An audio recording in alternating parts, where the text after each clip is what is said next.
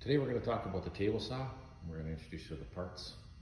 First thing you want to do before you do maintenance or any types of demonstrations like this, you want to make sure that it's unplugged. Keep yourself safe. First thing we're going to talk about are the blades.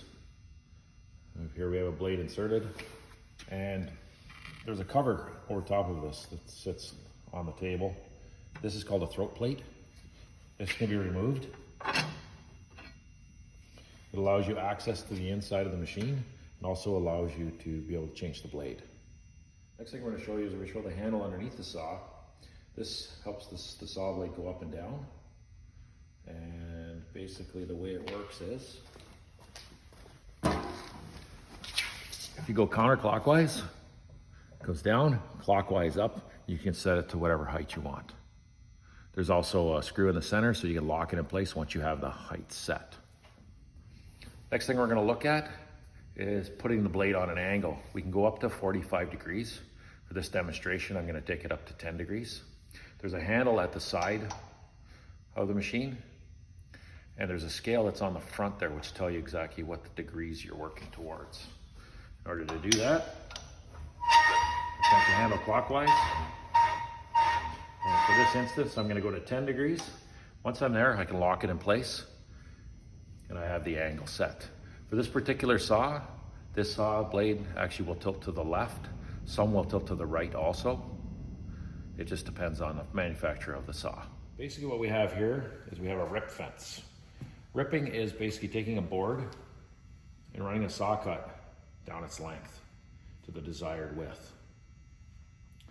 In order to get this to work properly and to set it to the right width, is you can pop the handle, you can slide it back and forth, whatever you want. In this instance, I'm going to set it up for 11 inch. I just tap it into place. There's a line that runs down the center. I want to line that line up with the line for 11 inch and click it in place. That's basically just a tape measure, and you can set it to whatever width you want.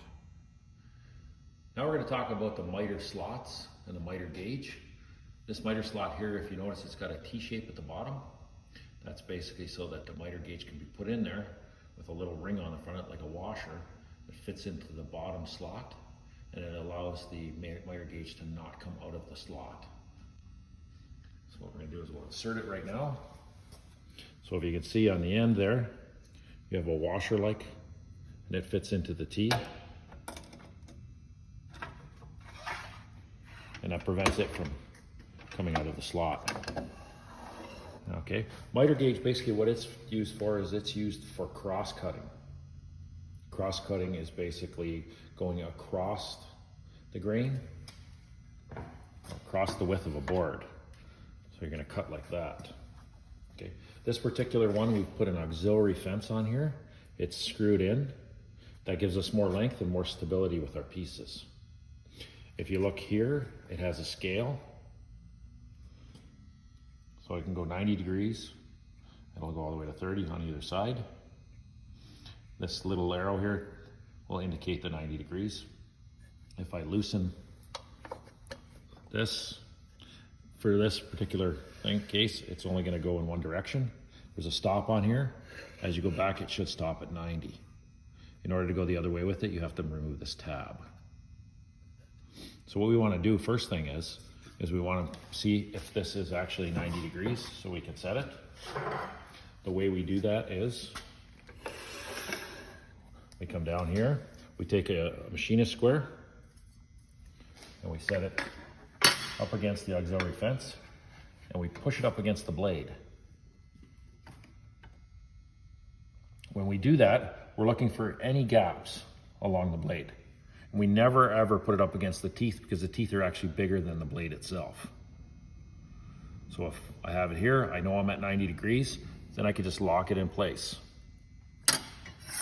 If you come around to here, there's a little set screw and a washer that'll lock it in place. We would set it right at 90 degrees so we know right from the start we're exactly 90 degrees to the blade. The nice feature of this is it can cut miters. So we can cut angles